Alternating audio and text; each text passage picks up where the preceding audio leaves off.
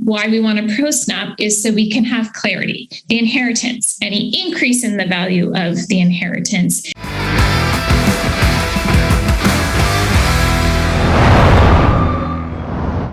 So I am super excited to have these two lovely ladies back on our show because the last one was pretty interesting. It's one of our highest rated episodes. I think a lot of people, a lot of guys out there are interested in prenups or what happens when you don't have one or how to bring it up. And so we have Anna Marie here and Minnie on our second episode talking about prenups, relationships, how to build stronger trust, how to have financial security, just how to have a better relationship overall. So welcome, ladies, back to our show.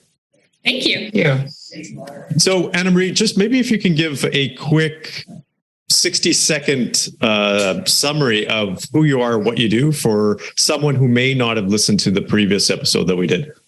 Sure. My name is Anna Marie Musson. I am a family law lawyer based primarily out of Toronto and the Waterloo region.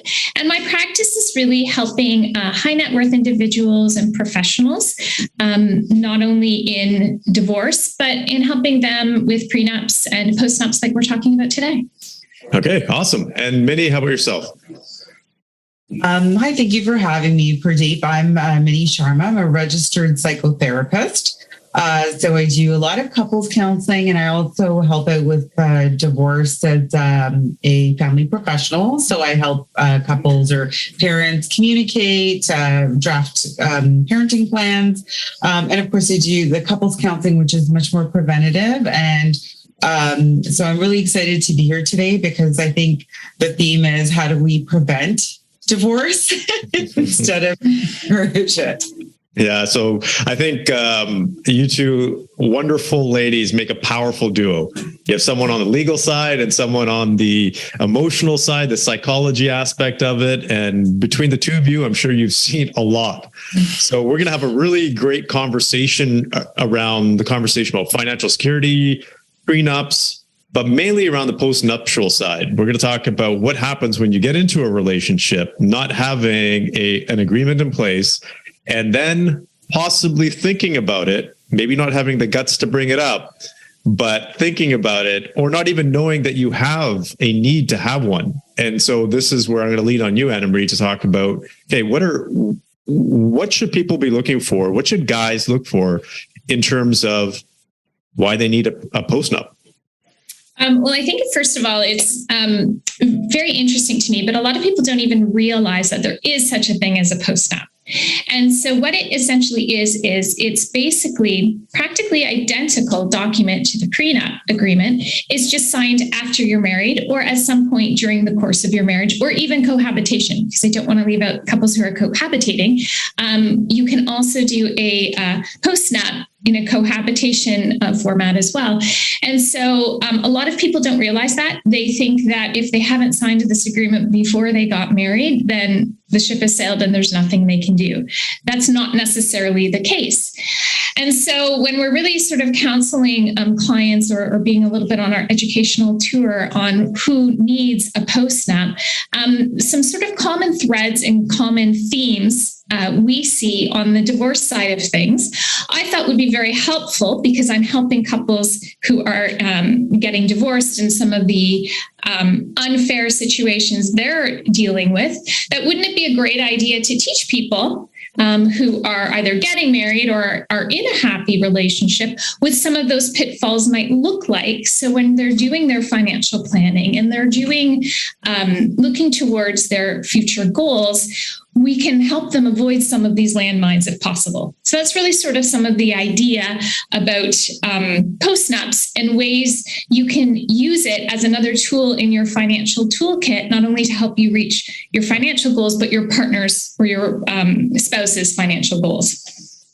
And so some of those pitfalls, shall I jump right into some of them, Purdeep, and give you a little bit of a list of what they look like? Yeah, I think that's important because when you're talking about PostNup, one of the things that pops up into my mind is the prenup conversation. That word prenup is kind of considered a dirty word when people think about it, right? It gives, even when I think about it, it kind of gives me a little bit of an irky feeling. But then you have this whole different concept, or it's the same concept, but it's like PostNup. That to me is like another step forward, because now you're married and you're asking for an agreement. Do you find that there's even more angst when it comes to postnups versus prenups, or is it the same amount, or is it less? I'd almost say it's a little bit less in some circumstances. And I think you're going to find that response a bit surprising. But which I'll walk you through some of the situations, or the most common situations I find with clients who are inquiring about postnups, it kind of makes sense. The couple is usually on the same page when they talk about some of these issues. So one of the big issues is inheritances. So if one spouse or one partner is up to receive an inheritance or has received an inheritance, many people don't realize that there are some exclusions in law. So if without a prenup, and just how the law applies, if you receive an inheritance and you don't do anything with it in terms of what we call commingling, so you keep it in your own name, in its own separate investment vehicle or whatever that looks like, in general, you'll get credit back in the unlikely event of divorce for the value of the inheritance. However, people live lives. People don't just like to stick their inheritance in a bank account in their own name and off they go. They want to use and enjoy that money. So they may use it towards purchasing properties, purchasing a cottage, things like that. And they want to put their spouse or partner on title. Well, the second you commingle it, that exclusion in law is gone. And so what we like to do is offer people the freedom to be able to use the inheritance in any way they would like, but to also in law get that credit back in the event of divorce. And so I find many couples are very much on the same page when it comes to inheritances, because in general, spouses don't feel entitled to another person's inheritance from their parents or their grandparents or whatever. They really do feel like that is their spouse's and they should be able to do what they want with it. Can I just jump in there? Because there's two things that pop up. One is that true? Do people really, have that respect for the work that their in-laws did? Or like, is that what you're seeing for the majority of cases? Because I've heard some pretty nasty stories out there of individuals. And I think it's more when people leave a relationship on a nasty note, on a very nasty note, that someone wants to have revenge. They're totally resentful. It's all about revenge. It's all about hurting the other person. Maybe this goes to Minnie as well. Minnie, I'm sure you've seen some of that as well. So when it comes to inheritance, what you're saying is a lot of people are respectful of that? Yes, and they recognize, that is my spouse's or my partner's, and I understand why that really wouldn't be included in equalization or property division until the lawyers get involved. Because once the lawyer says, well, wait a minute, you know what? There is actually no exclusion for that. It's been commingled. You get all of the money. Well, let's rock and roll. Right. So what I find is from a human perspective, people recognize, but the second that the lawyer tells them, well, wait a minute, this money's up for grabs now, takes on a bit of a different twist. So this is an area where we want to use the PostNup, right, to have clarity on this issue. So that couples can use the money, enjoy the money, and in the unlikely event that they divorce or separate, well, we still have the clarity. So it helps the couple be able to, like we said, use the money to buy a vacation home or a cottage or do something fun with it. But at the same time, it doesn't leave the partner who received the inheritance in a place where they feel like they're going to be taken advantage of, or what if something happens? Can I just ask a second question on that? What about the growth on the inheritance? Because I've heard some mixed comments about that. Is that part of the inheritance, or is that free game, basically? Sometimes it's a bit more complicated, and it depends on what the will of the deceased person says. It's got some legal tentacles to that issue. So again, why we want a PostNup is so we can have clarity. The inheritance, any increase in the value of the inheritance, regardless of how this inheritance is going to be used, we put all of that in the PostNup, so there is absolute clarity. In the event this couple divorces and separate, we know exactly what's going to happen to that money. Got it. Okay. And I'm just going to throw it over to you, Minnie. Have you seen any of these examples where a couple has inheritance involved and it becomes nasty, or do you see that it's pretty respectful, as Anna Marie was saying? Yeah, I would say I've seen both. And I think, Purdeep, you were kind of on the right path where it depends on the state of the marriage. So if it's highly conflictual already and an inheritance situation comes in, then that often is, like you said, there's some vindictiveness or whatever, like, you know what, like I'm going to take that too. But if you're at a fairly, good place or healthy place in your relationship or in your marriage, I find that people are, like Anna Marie was saying, very understanding about that. Like, I don't really have any right to that. Your parents built that, worked really hard to achieve that. So I would say it really depends on the dynamics of the marriage and where you are. So this is where therapy is great, and having a couple therapists is really important to work through some of that stuff, especially if you're going to bring this topic up. You want to be at a place where there's some level of emotional safety and people feel like they're more on solid ground. If there's turbulence, then you might get more of that, the adversarial kind of, I'm going to take whatever I can. It's too bad for you. So it's important to work on the marriage first, underlying all of this, right? Yeah. So a few $1,000s in couples therapy or counseling can save you hundreds, if not millions of dollars. Yes. Later on. Yes. So that's Absolutely. a smart move there. So I'm going to throw it back at you, Anna Marie. That's the first element, right? That you were saying out of the four. What's the next one? There's also there's also an element of living inheritances. So I did want to just briefly mention this before I sort of jump into the next landmine category. But oftentimes we'll find parents are actually gifting large amounts of money to their children while they're still alive. So we want to make sure that living inheritance is also quite protected, very similarly to the more traditional inheritance as well. Mm-hmm. So I just wanted to throw that out there too. It's happening more and more often now. Parents want to see their children enjoying, their hard work, et cetera. And so they're giving these gifts much sooner. And we need to make sure that we, again, have the clarity on what those gifts are, what happens when we commingle, and what happens to the value and the increased value. So I just wanted to throw that one out there as well, Purdeep.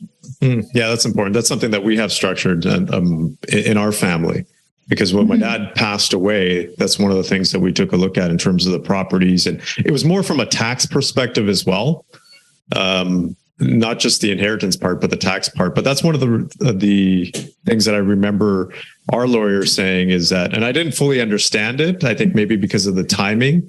And actually, this is a question for you. Do you find that when it comes to, like for me, this conversation around having a postnup, we never had a prenup, came up when my father passed, because the lawyer was like, okay, this is something you should probably take a look at. So do you find that happens when someone passes away? Is that a frequent time or a trigger event for someone to think about a postnup as well? Yes. And again, we want to be very mindful of the person's mindset and emotional state at that point in time. Families who are grieving, it can be a very difficult time to be making some of these sort of longer term financial decisions. So we kind of need to balance it a little bit. But yes, that is what we would call sort of a triggering event. What we might do is do an initial consultation, et cetera, and then we might put it on hold for the next month, 2 months, 3 months. Let's let the family sort of, regroup a little bit, clear their minds a little bit, and then we come back to having the discussion. Because the last thing we want to do is be having some of these postnup is an emotional discussion already when everyone's emotions are heightened because they're in the grieving process as well. So we kind of want to be mindful of that. Yeah, I want to share a personal story. It's kind of funny because at that time, it wasn't funny. Obviously, my dad passed away, but I remember sitting in the lawyer's office and with my brother and my wife and my sister-in-law. My mom, she's like, well, what about my daughter-in-laws? How are we going to include them in there? My brother and I are looking at each other like, what the heck is my mom saying? Like, what's going on? Did she just, this is traumatic. I understand, but what's going on? But we were like, is that normal? Like my mom was just like, I want to make sure that my daughter-in-laws are taken care of as well. But it was just a funny conversation for us to have at that time. Because their emotions, going back to what you were saying, emotions were so high. I don't think anybody really, like going back, I don't fully remember that time either. So I think I'm not going to say people weren't thinking right. I'm just saying emotions can have an impact in terms of what state people are in when talking about these types of challenges. So I appreciate you bringing that up. Yeah, and I was going to add too, that sometimes it can work better in the sense that there's a level of compassion and empathy, and people understand the reason why. If you just bring it up, out of the blue, a lot of spouses are like, what's going on? What's in their head? Or are we getting divorced? But when there's the death in the family, I think there's a little bit more of an understanding of why this is coming up at this time. And the hope is that people are going to be a little bit more empathetic to the whole situation and understand why you're asking for it at that time. Yeah, so you can use it to your advantage a little bit, I guess. Okay, back to you, Anna Marie. So another one of our sort of landmine situations is when people have very lucrative pensions. A lot of people don't realize that a pension is in fact considered property and asset in family law. These values of pensions can be very high, upwards of $1 million. And my clients getting divorced are shocked to learn that they have to, give or take, figure out a way to either buy out that pension. So it could be $500,000 they have to come up with. Sometimes they're walking away from their entire equity in the house, giving it to the other person to buy out this pension. Sometimes it means they're transferring a portion of their pension to their spouse, which now means that they have to work a number of additional years they weren't expecting in retirement. And so pensions would be another area where you would like to have a conversation with your spouse about, okay, what would happen to the pension? How are we going to make sure we're both taken care of in retirement? Because I think as we talked about in our last session, the goal here is not to make an agreement where one person gets, all the family money and net worth and the other person walks away destitute. The idea here is to come up with something that is, although I hate using the word fair because fair is such a subjective term, but something that is goal-oriented. So it's going to help both people in the relationship, but where it's perhaps the division of the pension isn't exactly 50-50. Maybe the entire pension's excluded. Maybe we're going to divide 10% of the pension. Whatever it is, we're going to have a conversation about our financial goals, including our retirement goals, and how we're both going to reach those goals, which frankly, in my opinion, should also include a discussion about the what ifs in life, which include what if we separate, and frankly, what if one of us passes away? How are we still going to be okay? Yeah, interesting. How about the next one? The next one is a big one. This is the business owners, medical professionals, the people who have professional corporations. It can be accountants, lawyers, the whole bit. It comes up all the time. This is what I most often hear from my clients who own businesses or professional corporations, are self-employed or anything of the sort. My business isn't worth anything because it's me. I'm the business. So without me, the business doesn't have any value. So it's only whatever billings, let's say I do, or whatever type of work I do in my business, but there's no inherent value. It's not considered property or an asset. And the reality of the situation is that's completely wrong.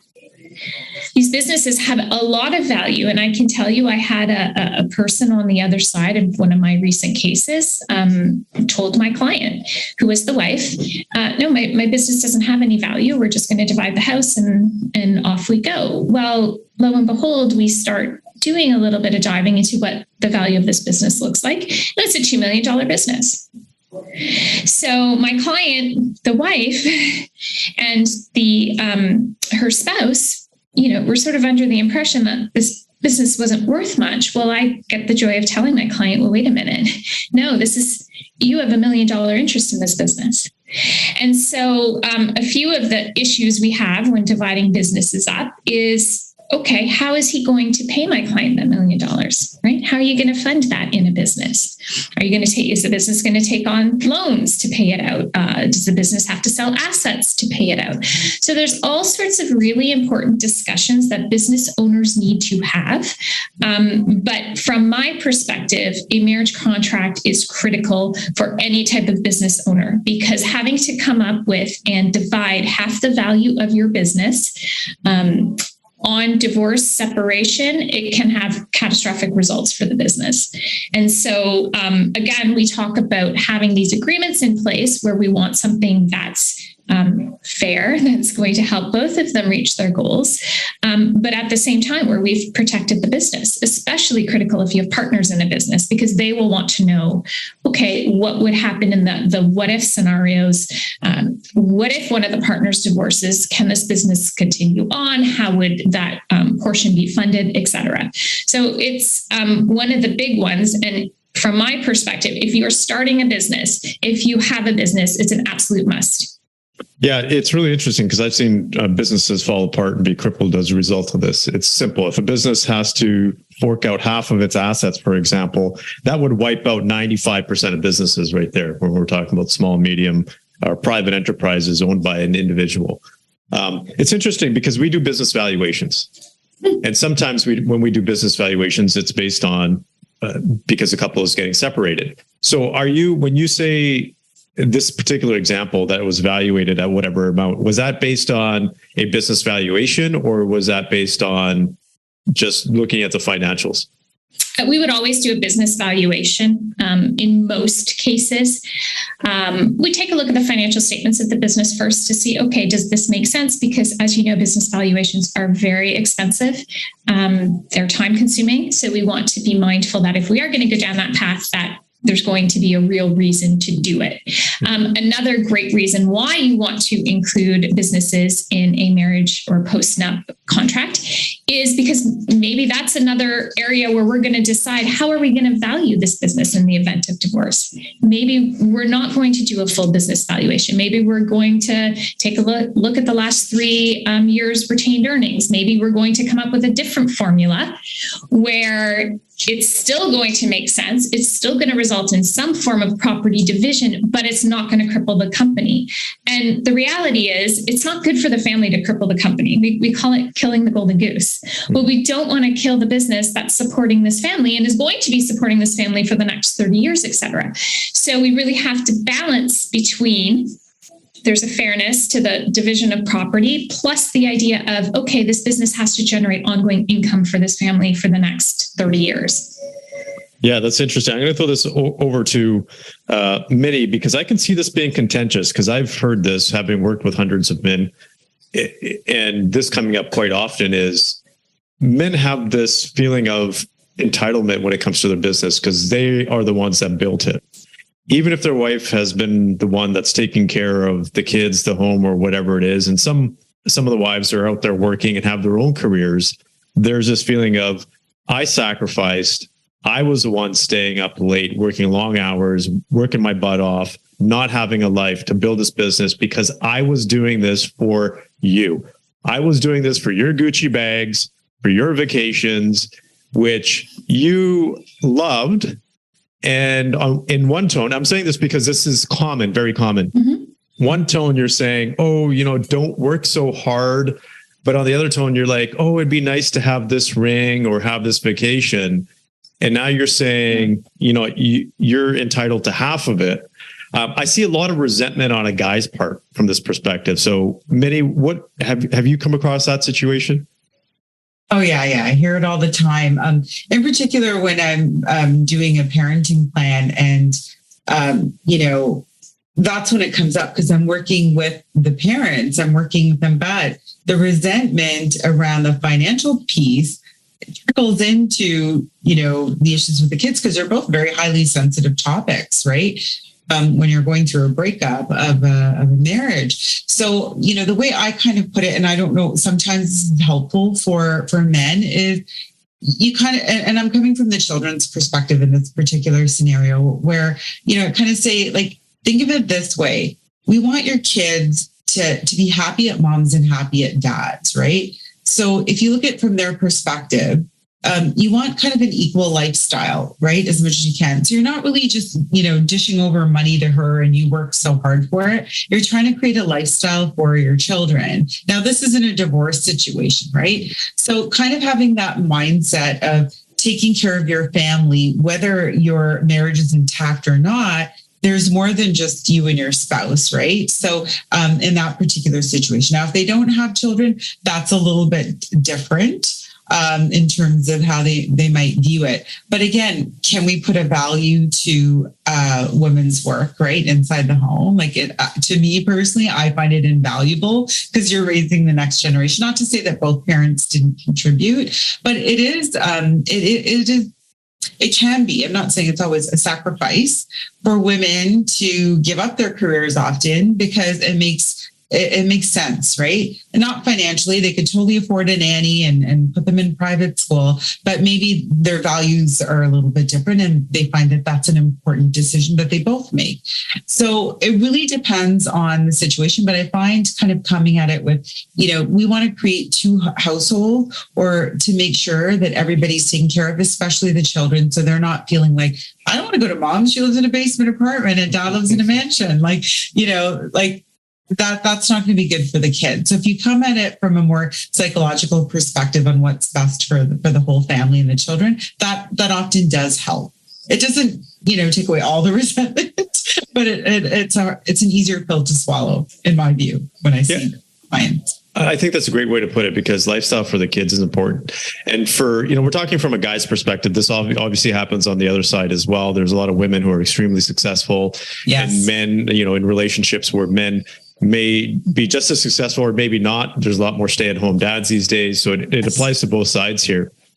But majority of guys, when we work with men, what we find is that they're doing it for their families. I'm not saying women don't, but their biggest drive, and I think this is the misconception that a lot of women have when it comes to the guys, is, they're doing it for themselves. A lot of times, the biggest driving factor for a man is his family. If I ask him, why are you working so hard? Why are you doing this? It comes down to the family. Now, there's other underlying beliefs behind that as well. But they're basically doing this. In a lot of situations, I've seen guys not buy anything for themselves, not do anything extravagant for themselves, but it's the kids and their household and the wife that benefit from this.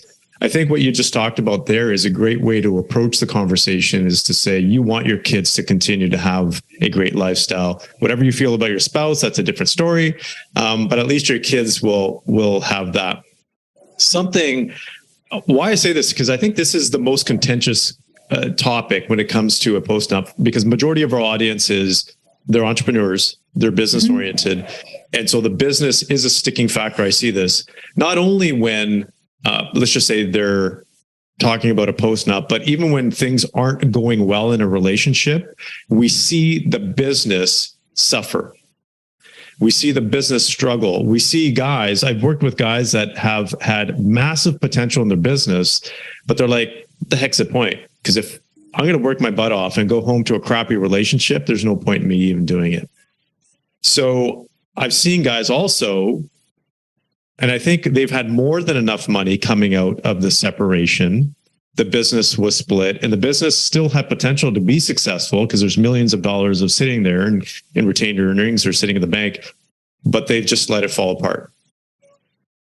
They've just let it fall apart. We talked about this last time too, around if you're, don't have a happy life at home or healthy, I'm not even going to say happy, happiness is relative.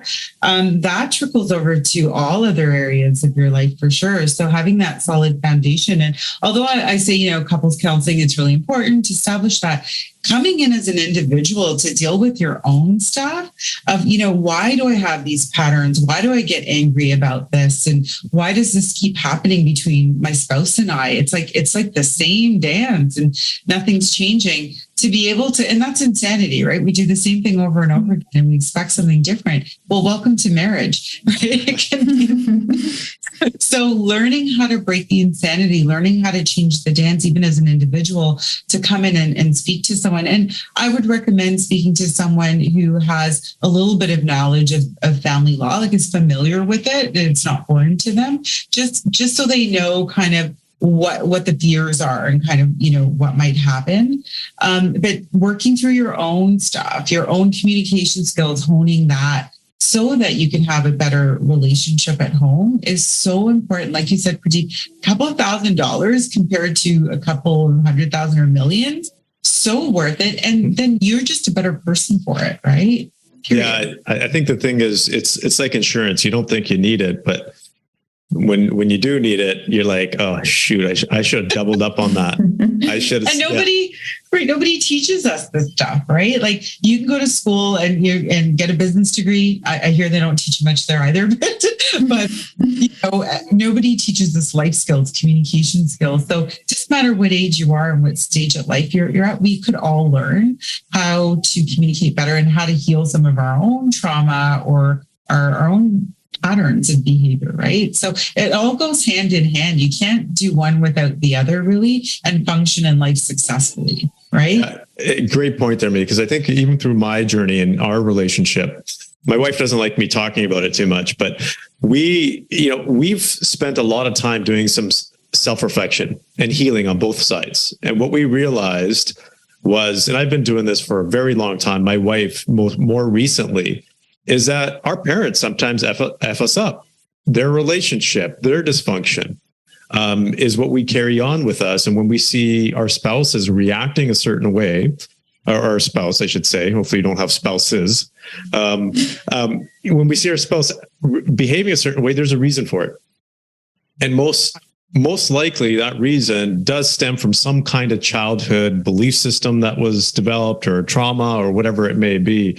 So I think coming out of this conversation for me, and hopefully the people listening, is that if you bring up these conversations and it's not taken well or received well from the other side, there's a reason for it. And whatever that reason is that we need to be understanding. I'll just share a personal example.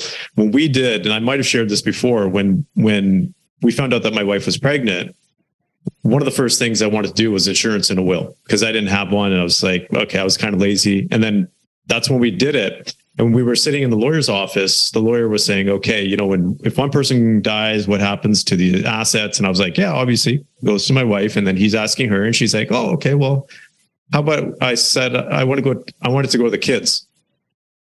And I was just like, what? And the lawyer was just like, okay, and what's the reasoning behind it and stuff like, because typically when one spouse goes, the assets goes, it goes to the other person.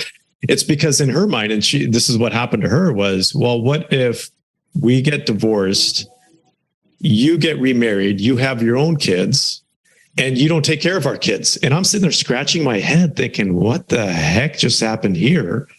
Like, I just totally didn't get where this is coming from. And then when we did some probing in the conversations, excuse me, that's what happened in her life, where her father got remarried, had another family, and just kind of not abandoned, but just wasn't there for her and her brother. And so it created this whole system of beliefs for her where unconsciously that's what she believed may happen to us at some point. So the reason why I share this is reality, right? As much as we think it's papers and documents, no, it's people and feelings. And a lot of times experiences, memories, and how we grew up. And that's what's driving all of these conversations. So I'm just going to plug it in there. I highly recommend everybody listening to this reach out to either Minnie or Anna Marie or individuals like yourselves, because there's a whole level of complexity that we don't understand. Because if we think it's just signing papers and getting the document done, no, there's a lot more to it. A lot. And I think how that conversation went for you, where you didn't take it initially, I'll call it personally, but you said, you know what, let me take a different view of this. So I'm not going to take it as an attack on me that I'm the bad guy, but let's really sort of figure out what's underneath all of that. And once you sort of do that, you realize, okay, there may be some merit to some of what she's saying from her perspective. How can we work through this? And how can we reach a point where, we both agree, and in terms of where our long-term goals are, what that's all going to look like by doing a bit more of a deep dive.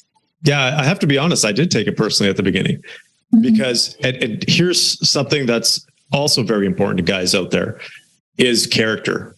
Right. And this is, again, to women as well. But even though, this is how we think, is even though that may have happened to you, my character is different. You should know me by now. You should know what I'm about. Right. And so this is, again, where we stick with our egos more than actually understanding the other person's situation. So I just wanted to say, I did feel it at first, but I had to sit back and put my ego aside and say, okay, what's actually driving this behavior? And it's not easy. It's not easy to do. I think the good thing is you took that moment to kind of go, where is this coming from?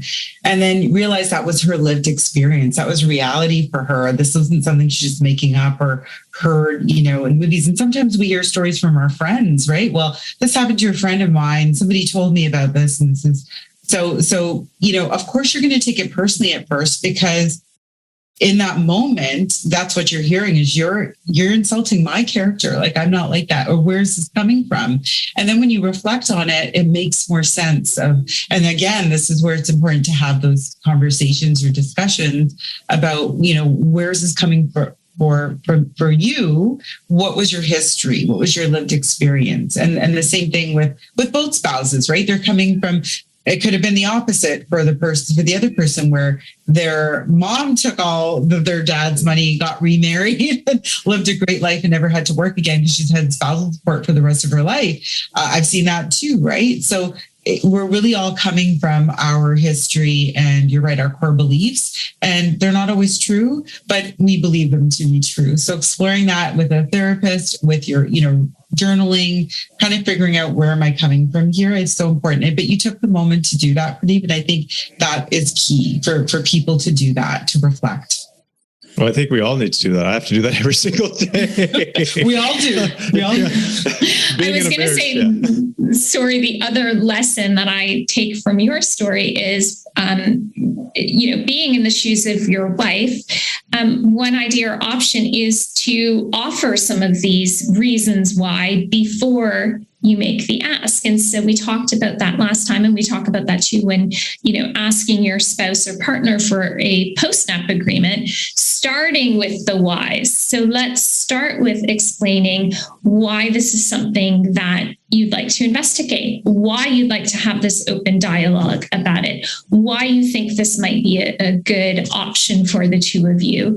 And then dive into okay, this is a PostNup, this is how we do it, instead of just going home from work today and saying, I heard this great podcast, I need a PostNup, let's go. Yeah, exactly. Well, I was going to say, to add on to that is the most important piece is to create that emotional safety. Mm-hmm. So that space where, again, what's the thought from the spouse's point of view is like, are we getting divorced? Why is he or she bringing this up right now? What happened? And so it's automatically fear mode, and having a conversation in fear mode never goes well. So being able to build that safety, and and even just from the outset of the conversation is, I'm not leaving you. We're not getting divorced. In fact, I love you very much. And this is what I was thinking about it. I did hear a podcast and it got me thinking, and this is where I'm coming from. Like Anna Marie said, logical reasons of why this makes sense, right? And it could be emotional reasons too. Mm-hmm. But that's okay. So they're like, okay, this isn't just coming out of the blue because they want to divorce. Because that's the first thing. Like you said, people take things personally, not understanding where this is coming from. So from the spouse's perspective, they need that emotional safety. They need that reassurance that everything's okay. And in fact, it's preventative, because the last thing you want to do is go through a nasty divorce. It's not good for anyone in any way, especially emotionally. So we're being preventative. We're everyone's going to be taken care of. And I think that's really important. I want to make sure you're taken care of, and I want to make sure the kids are taken care of. That's huge, right? Mm-hmm. Yeah, very much so. So I'm interested to know what the fourth factor is, or what the fourth element is. This is a really interesting one, and it's happening more and more often. And it's for couples who maybe have hit some rocky patches in their relationship or marriage. And they will use the PostNup agreement as a way to remediate some of the perhaps poor financial decisions that have taken place. Or we've had clients who took a very significant financial risk in an investment or a business, like we talked about, and they lost a lot of family money.